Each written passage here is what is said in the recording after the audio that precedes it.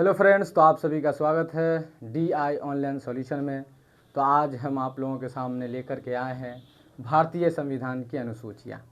आज की इस वीडियो में विस्तार से हम देखेंगे अनुसूचियों के बारे में, और यहाँ से बार बार क्वेश्चन पूछे जाते हैं इस टॉपिक से, जो कि बड़ा एग्ज़ाम के लिए टॉपिक महत्वपूर्ण होता है। तो आइए डिटेल से विस्तार से हम इसको एक एक करके जानेंगे। एक तरफ अनुसूचियाँ और दूसरी तरफ विषय यानी सब्जेक्ट। अनुसूची को हम इंग्लिश में बोलते हैं शेड्यूल। देखते हैं प्रथम अनुसूची। प्रथम अनुसूची, अब ये देखना है कि प्रथम अनुसूची में किस चीज़ का उल्लंघन, किस चीज़ का उल्लेख है। प्रथम अनुसूची में किस चीज़ का उल्लेख किया गया है, क्या विषय है। तो इसके अंदर राज्य व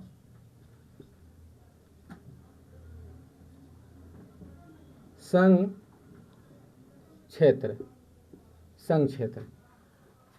प्रथम अनुसूची के अंदर राज्य व संघ क्षेत्र के बारे में उल्लेख किया गया है। राज्य कितने हैं, राज्य जानते ही हैं 28। भारत के अंदर कुल 28 राज्य हैं, और संघ क्षेत्र जिसे केंद्र शासित प्रदेश इंग्लिश में यूनियन टेरिटरी कहते हैं, वो आपके 8 है। और ये कई बार पूछा जाता है कि भारत में एकदम इजी क्वेश्चन है, लेकिन ये पूछा जाता है कितने राज्य हैं 28, 28 राज्य है। कितने केंद्र शासित प्रदेश है 8। अब देखते हैं दूसरी अनुसूची। दूसरी अनुसूची।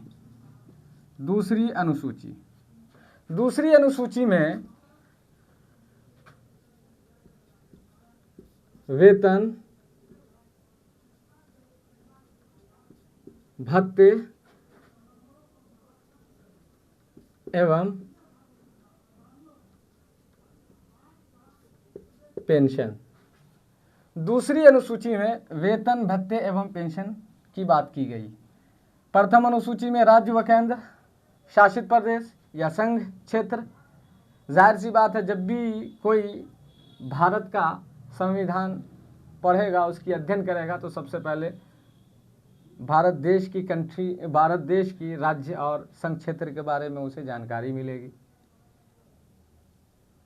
फिर दूसरी अनुसूची में वेतन, भत्ते एवं पेंशन। अब वेतन, किसकी वेतन की बात की गई है?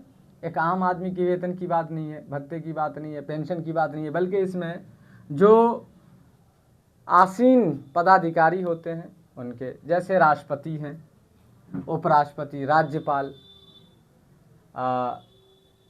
संघ मंत्री, राज्य मंत्री, उनके वेतन और भत्ते और पेंशन की बात की गई है। सबसे ज़्यादा जो वेतन है देश के अंदर, वो भारत के राष्ट्रपति का होता है 5 लाख वर्तमान में। फिर देखते हैं तीसरी अनुसूची। तीसरी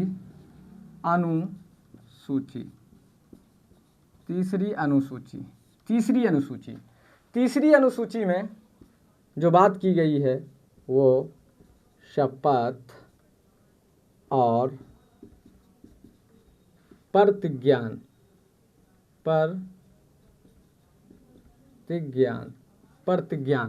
शपथ और प्रतिज्ञान। अब इसमें भी शपथ जो बात की गई है, ये उन लोगों की शपथ की बात की गई है, जैसे जो पदाधिकारी होते हैं, राष्ट्रपति, फिर सर्वोच्च न्यायालय के न्यायाधीश, उच्च न्यायालय के न्यायाधीश, और भी राज्यपाल है, या विधानमंडल के जो सदस्य होते हैं, या लोकसभा या राज्यसभा के सदस्य होते हैं, उनकी जो प्रतिज्ञान और शपथ है उसके बारे में बात की गई है। चौथी अनुसूची। चौथी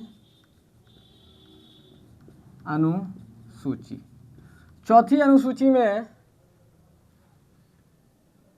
जिसका उल्लेख किया गया है वो है राज्यसभा में सीटों का आवंटन।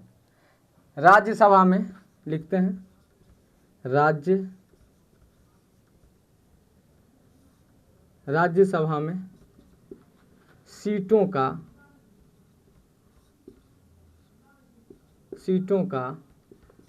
आवंटन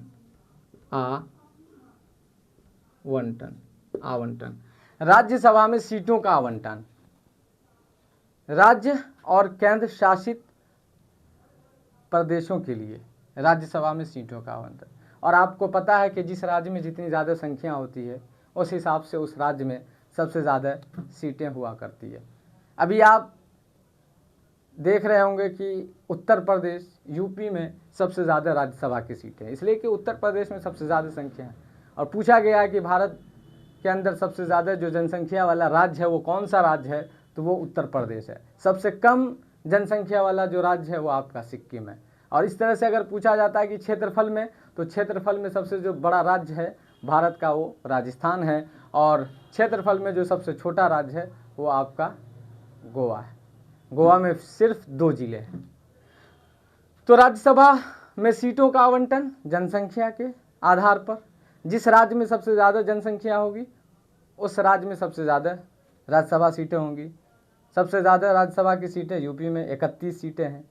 बिहार के अंदर राज्यसभा की जो सीटें हैं वो 16 सीटें हैं, और लोकसभा की सीटें 40 है। और अभी आप वर्तमान में विधानसभा का इलेक्शन होने जा रहा है 2025 में, उसमें जो है विधानसभा की जो सीटें होती है वो 243 सीटें हैं बिहार के अंदर। तो चौथी अनुसूची में राज्यसभा में सीटों का आवंटन, इसके बारे में उल्लेख है। पांचवी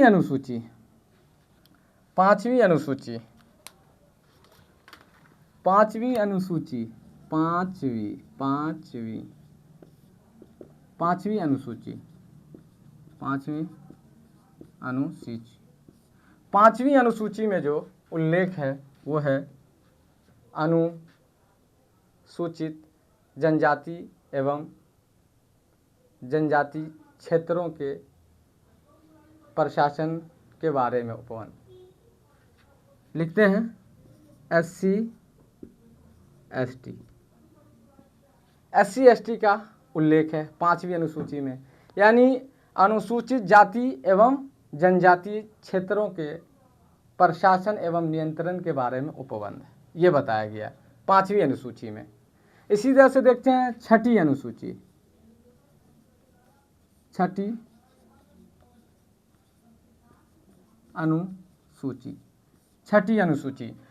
अनुसूची में जो है जिस चीज़ का उल्लेख किया गया है वो आपका है 4 राज्य, असम,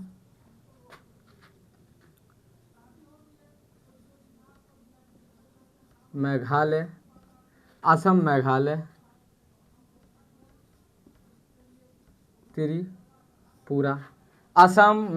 त्रिपुरा और मिजोरम।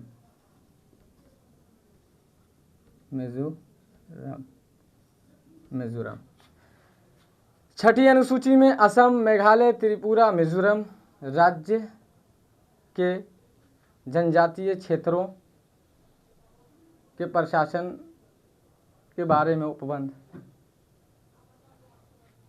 गोया के 5वीं अनुसूची और छठी अनुसूची थोड़े बहुत इक्वल है, सेम है, एक ही चीज़ की बात की गई है दोनों में लगभग। बहरहाल एक बार फिर ऊपर से देखते हैं। प्रथम अनुसूची में राज्य व संघ क्षेत्र, दूसरी अनुसूची में वेतन भत्ते एवं पेंशन, तीसरी अनुसूची शपथ और प्रतिज्ञान, चौथी अनुसूची राज्यसभा में सीटों का आवंटन, 5वीं अनुसूची में है SC ST, छठी अनुसूची में असम, मेघालय, त्रिपुरा, मिजोरम। आगे देखते हैं, ये आपके जो है 6 तक हो चुके हैं। अब आगे देखेंगे 7वीं अनुसूची। 7वीं अनुसूची में क्या है? 7वीं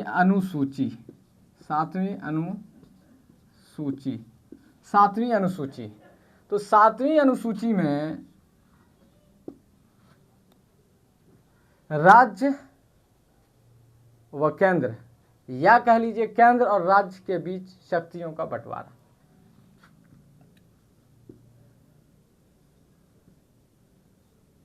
केंद्र व राज्य के बीच, केंद्र व राज्य के बीच शक्तियों का बंटवारा।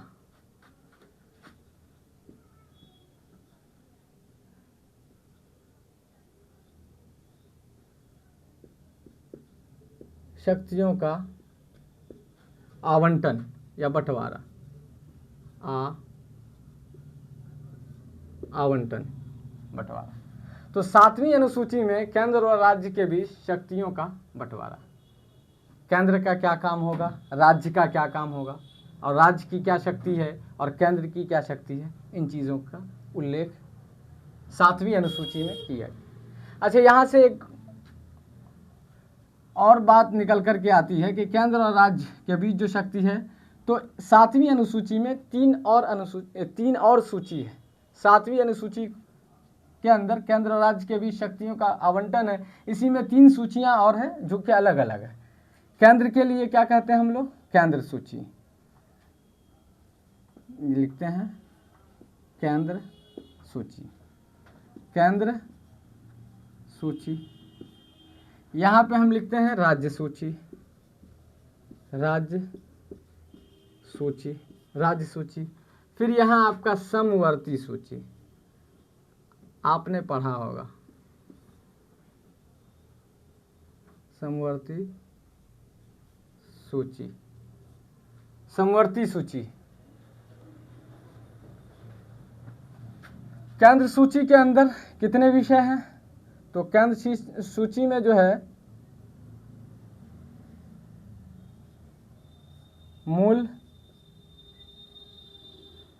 मूल रूप से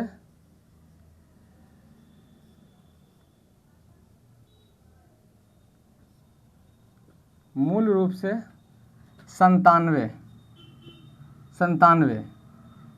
और वर्तमान में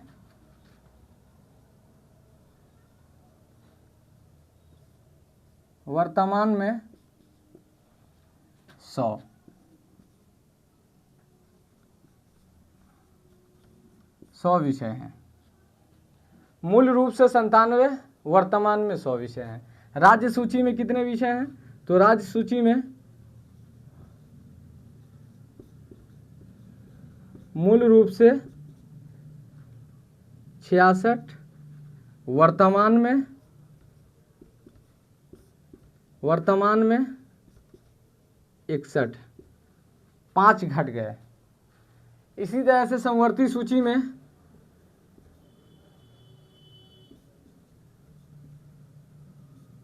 मूल रूप से 47, वर्तमान में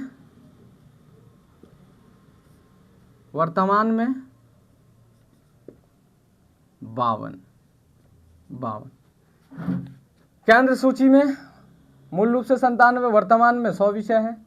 राज्य सूची में मूल रूप से 66, वर्तमान में 61 है, और समवर्ती सूची मूल रूप से 47, वर्तमान में 52 है। अब देखना यह है कि केंद्र सूची जो है, इस पर कानून बनाने का अधिकार सिर्फ केंद्र को है। इसी तरह से राज्य में जो विषय है, इस पर कानून बनाने का अधिकार सिर्फ राज्य को है, और समवर्ती सूची जो है, इस जिन पर कानून बनाने का अधिकार दोनों को है, केंद्र सूची और राज्य सूची दोनों। अब केंद्र सूची राज्य सूची को नहीं दिया जा सकता, लेकिन राज्य सूची केंद्र सूची को दिया जा सकता है। तो ये चीज़ें जो थी वो केंद्र व राज्य के बीच शक्तियों का जो आवंटन था, उसमें हमने ये बताया है। अब आगे देखते हैं 8वीं अनुसूची। 8वीं अनुसूची में क्या है, 8वीं अनुसूची 8वीं अनुसूची में है भाषाएं।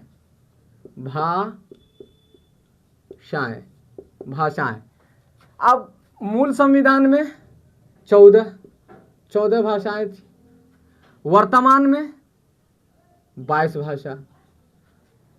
भाषाएं मूल संविधान में 14 भाषाएं और वर्तमान में 22 भाषाएं हैं। और जो बाद में भाषाएं जोड़ी गई हैं वो कौन कौन सी है वो भी देख लेते, फिर आगे बढ़ेंगे। तो 21वीं संविधान संशोधन, शॉर्ट में लिखेंगे हम 21वीं संविधान संशोधन में जो है 1967 में 1967 में जोड़ा गया वो सिंधी भाषा। सिंधी लिखते हैं यहाँ, सिंधी भाषा 1967 में सिंधी भाषा जोड़ा गया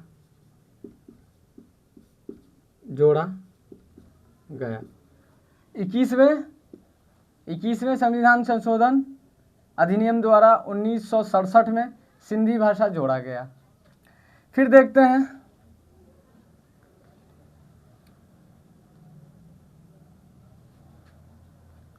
71वीं संविधान संशोधन द्वारा 71वीं संविधान संशोधन द्वारा 1992 में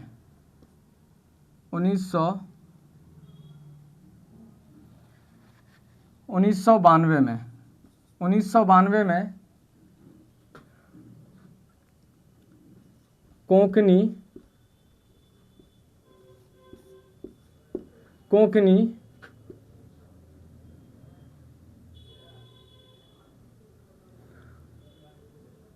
मणिपुरी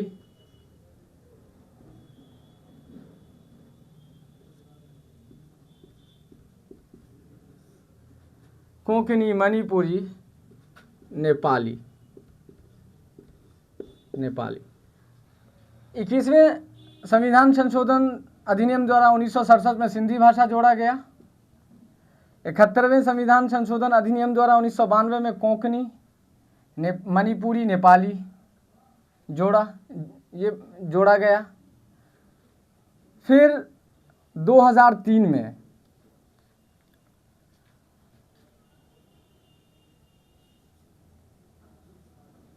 92 संविधान संशोधन अधिनियम द्वारा 2003 में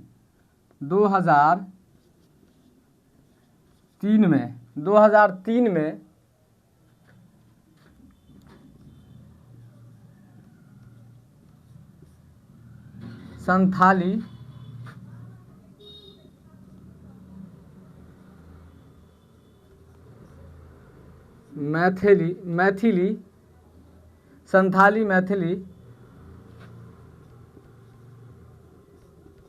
बोडो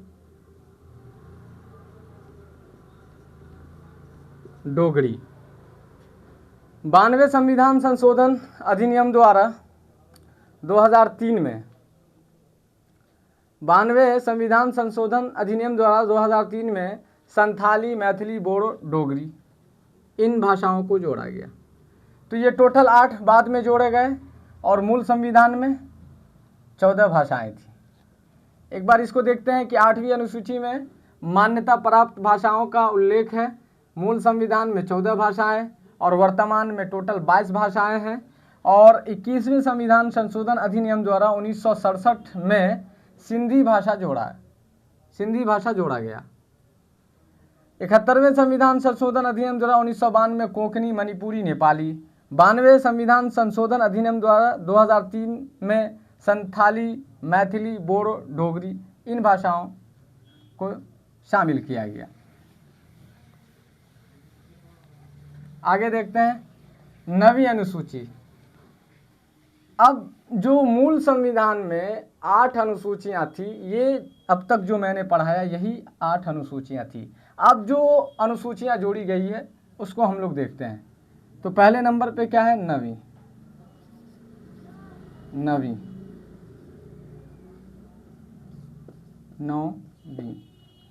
9वीं अनुसूची क्या है भाई? 9वीं अनुसूची में क्या है? 9वीं अनुसूची के अंदर जो है भूमि सुधार।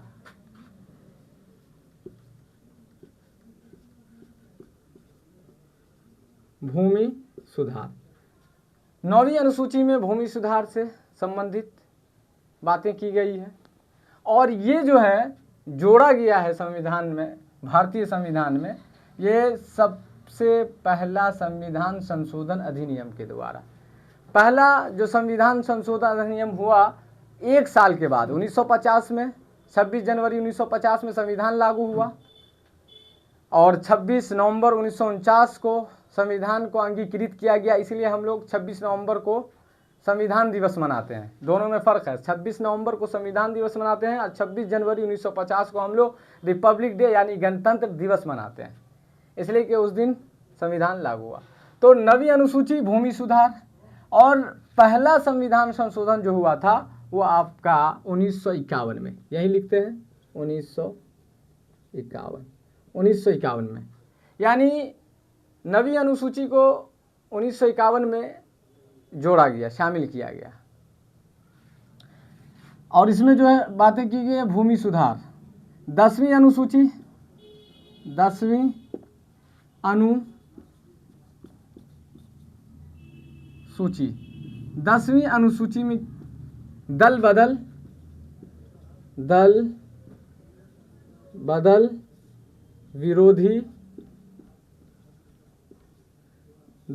विरोधी कानून। 10वीं अनुसूची के अंदर दल बदल विरोधी कानून का उल्लेख है।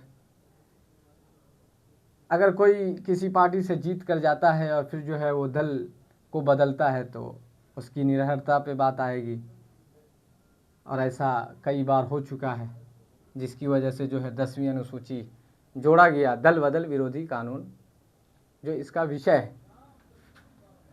कब जोड़ा गया? तो ये आपका 52वें, यहीं पे नोट करते हैं, लिखते हैं 52वें संविधान संशोधन अधिनियम द्वारा 1985 में दल बदल विरोधी कानून यानी 10वीं अनुसूची को जोड़ा गया संविधान में 52वें संविधान संशोधन अधिनियम द्वारा 1985 में। ठीक है, आगे देखते हैं 11वीं अनुसूची।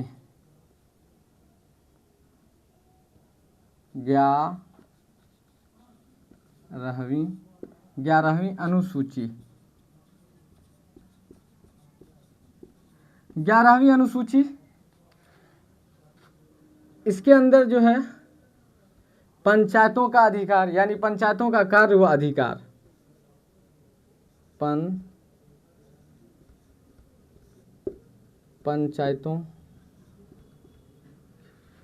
पंचायतों के कार्य व अधिकार।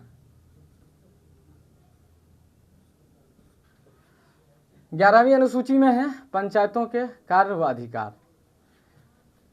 और इसमें कितने विषय हैं? तो इसमें आपके 29 विषय हैं।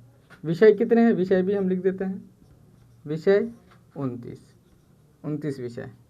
ये ऐड कब किया गया, जोड़ा कब गया?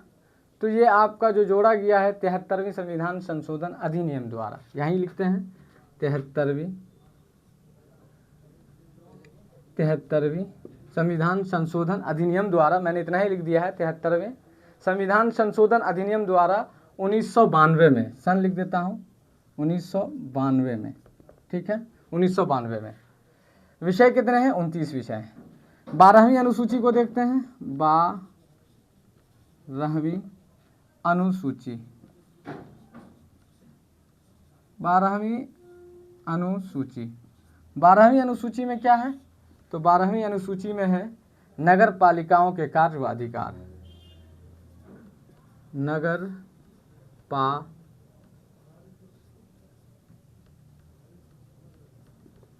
नगर पालिकाओं के कार्य व अधिकार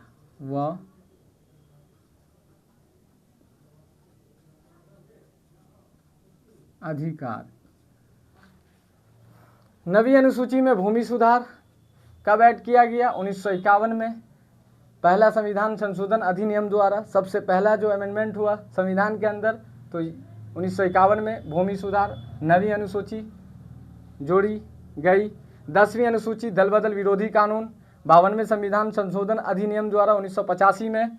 11वीं अनुसूची पंचायतों के कार्य व अधिकार विषय 29 73वें संविधान संशोधन अधिनियम द्वारा 1992 में। 12वीं अनुसूची नगर पालिकाओं के कार्य व अधिकार विषय है और ये जोड़ा कब किया, शामिल कब किया गया, तो 74वें, यही लिखते हैं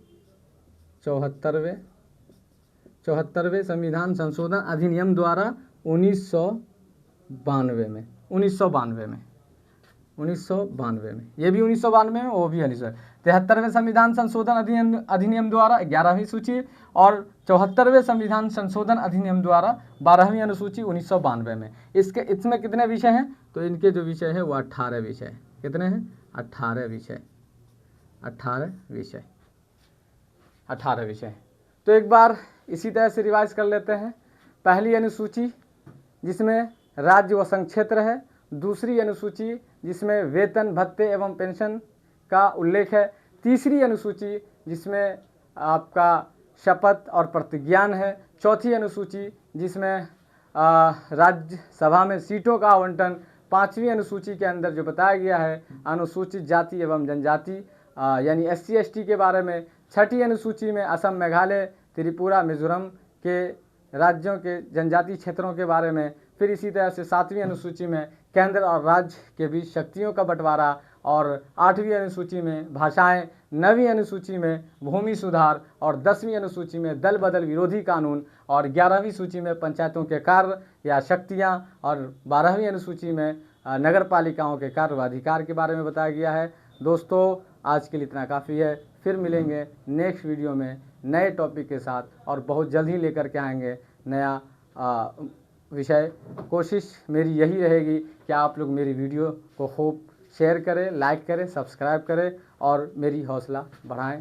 thank you for watching this video.